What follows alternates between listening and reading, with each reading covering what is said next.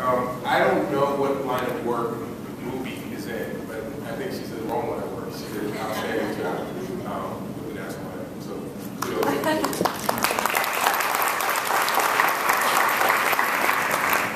I would be remiss if I did not thank Pat for her 2 years of leadership, outstanding leadership at Gseta. So thank you, Pat. And I also want to thank each and every one in this room for your commitment to workforce development. Whether you work for the state, the county, the fed, WIB, or one side, we come to work every single day with one aligned mission. And as I was reminded before I came up here from Tom Dalton, it's one word, but it's 3 words. And it's jobs, jobs, jobs. But we've seen during some very difficult times over the past 4 or 5 years where we had our dollars to help assist us in that endeavor, that was still challenging. But with the our dollars going away and with certain congressional leaders, Alabama taking monies away from WIA, that our challenge is going to be all the more difficult in the years ahead. Right now in the state of New Jersey, there's over 400,000 unemployed individuals. There's 150,000 people that have exhausted all 99 weeks of their unemployment benefits. In cities, in urban cities, the unemployment is north of 20%. And it's all the worse in the disabled community that a lot of people don't focus on, and even our veteran communities, it's north of 20%. The last month, the White House made an announcement about job growth in the entirety of the United States of America.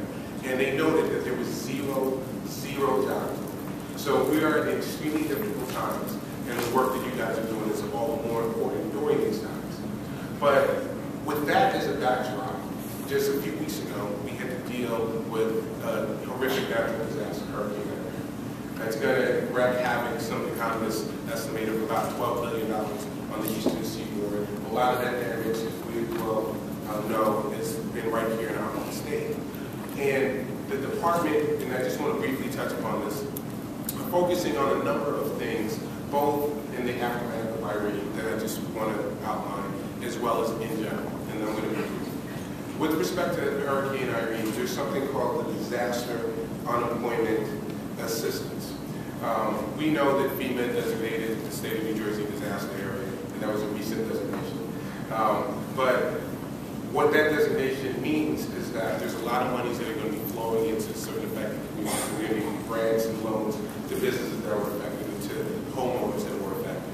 But there's something in addition that you should all know about called the Disaster Unemployment Assistance. And what that means is if you have been affected by Hurricane Irene, but you would otherwise not be eligible for unemployment benefits, you can now apply. Now, what am I talking about? Well, if you're a small business owner, you're self-employed, normally you're not going to be entitled to receive unemployment benefits. You don't pay into the trust fund, therefore you get no monies out. But if you were negatively impacted by Hurricane Irene, you can. Perfect example is if you live close to the Passaic River, you own a Dunkin' Donuts, and the hurricane came in, the floodwaters made it the case that your inventory is put to waste. So now you're not going to be able to earn a living for, let's say, 2 months. Normally you wouldn't be allowed unemployment insurance. This designation makes you eligible. Now, why am I talking about this? Why am I spending some time talking about this? Well, we've had this designation now for 2 weeks, and we know in the Department of Labor that tens of thousands of people have been negatively affected and impacted and can benefit from this service. They get, maximum benefit of $600 per week, $600 per week while they're attempting to recover.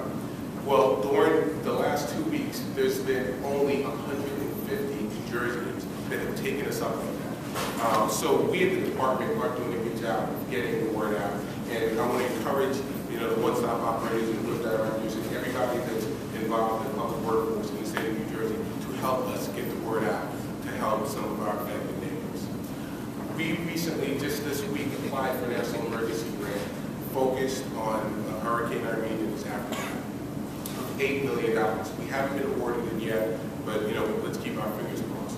What that award will allow us to do is to hire approximately 500 New Jerseyans that are unemployed, pay them $12,000 over the course of help with the cleanup of Hurricane Irene. So, we'll hear about that in the future. Last week, or about 2 weeks ago, right after the hurricane, Marilyn Clark, an assistant commissioner that I know many of you work with, led a phone call with the WIP directors and one-stop operators to talk about a number of services that we're offering in the department. And I just want to talk about two that I want to encourage. We can't force our partners to do these things, but I want to encourage them. One is our business resource centers. It's in every single one-stop.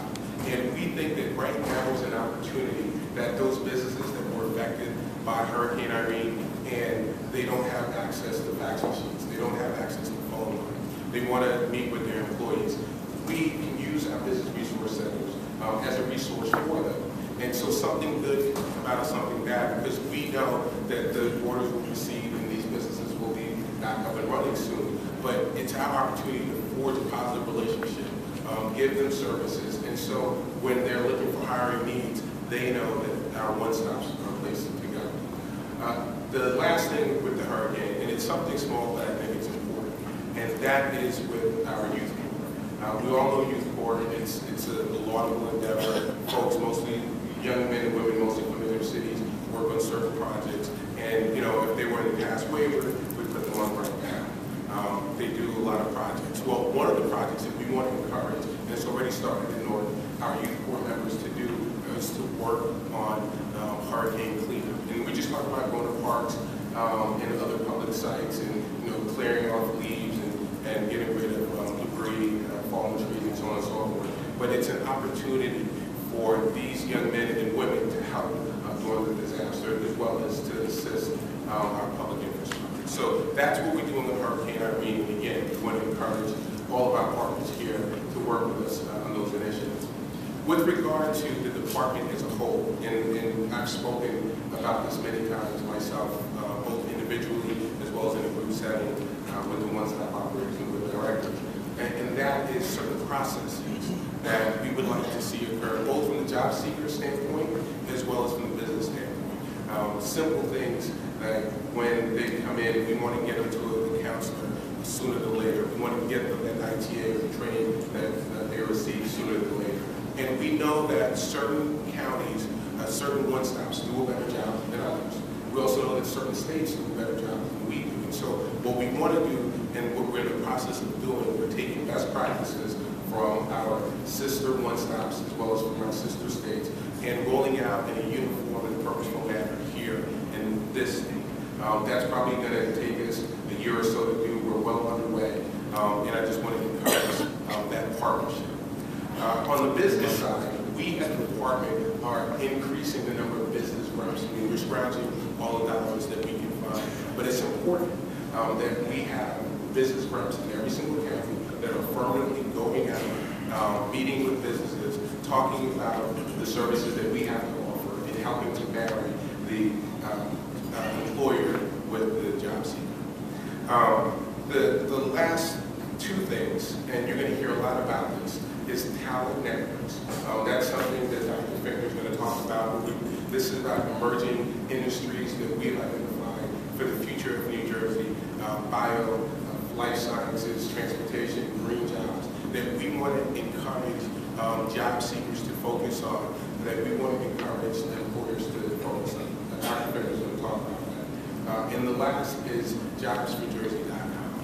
It was launched, I hope everybody in this room knows about this, but we launched it in April of this year. And it's basically a glorified monster.com in the public workforce system, a place where a job seeker can go in and put in their resume and hopefully they'll get needs for a job. Initially, it was as simple as that, but we've made in recent months certain enhancements to it. So you heard my background, I'm a lawyer. If I put in the normal course, if I put in my resume to Jobs for Jersey, I would only get legal jobs. But if I have a background in management, now, because of the intelligence behind the Jobs for Jersey site, I'll also get, in addition to lawyer jobs, management jobs. And that's a quick example, but those are the types of things that we're doing. It also is the case that there will be affirmative job leads that will result once the resume is uploaded. Affirmative job leads. So in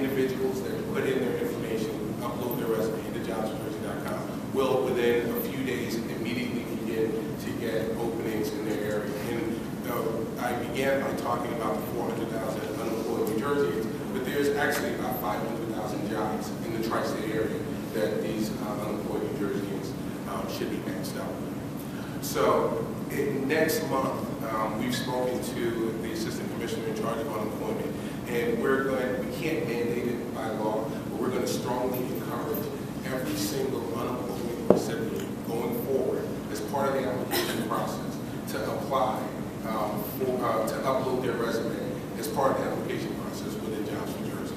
I mean, we really want to make this the place to be, and we also want employers to know that it's going to be a healthy database of resumes, so a place that they can go to. So those are the initiatives in very short order that the department is working on. And so I want to again thank each and everyone in this room, many of whom I've met, many of whom I will continue to meet in my travels, for your passion, for your dedication, for your energy when it comes to the public workforce system. And I want to thank you for doing the things that you do to help make it the case that our friends and neighbors that want jobs can get jobs. Thank you.